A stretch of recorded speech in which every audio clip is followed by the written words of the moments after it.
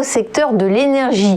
Néo-EN, beaucoup de voyelles, peu de consonnes, mais j'espère du résultat et des dividendes. C'est le premier producteur indépendant français d'énergie exclusivement renouvelable, solaire, éolien.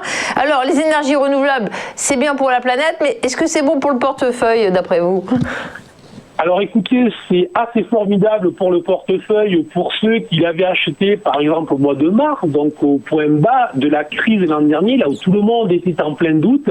Il faut savoir que la valeur a pratiquement triplé depuis son bas du mois de mars, où elle était aux alentours des 25 € et début janvier, elle impactait pratiquement les 70 €, donc un presque triplement. Donc la question qu'on doit se poser lorsqu'on est un investisseur est simple: est-ce que je peux acheter une valeur qui a pratiquement triplé en moins de 12 mois? C'est évidemment une question que tout le monde se pose. Alors lorsqu'on voit les progressions qui sont qui sont délirantes aux États-Unis, puisqu'on voit quand même des valeurs qui triplent et qui ensuite retriplent encore, je veux dire, bon, c'est juste, on vit quand même une époque assez formidable pour ça. Donc, est-ce qu'on peut le faire avec cette valeur-là? Alors, bon, tout simplement, je suis plutôt dans une phase de prudence.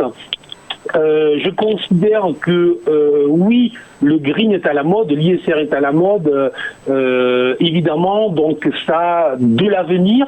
Neoen est en plus de très jolies valeurs sur le plan fondamental, sur le plan technique, mais ce que je vais aussi remarquer, c'est que hier, Citi a dégradé la valeur de conserver à vendre, et justement, et immédiatement, les investisseurs ont réagi avec une baisse de plus de 7%. Donc on voit quand même que tout le monde a conscience que les arbres montent au ciel, mais que des fois, il faut qu'ils redescendent un petit peu avant de regrimper jusqu'au ciel.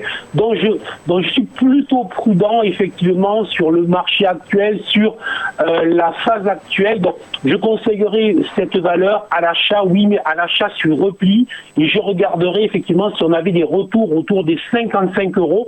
À ce moment-là, je pourrais me réintéresser pour des achats sur ce titre. Donc en résumé, prudent à court terme sur la valeur, et je regarde pour des replis pour me repositionner à l'achat.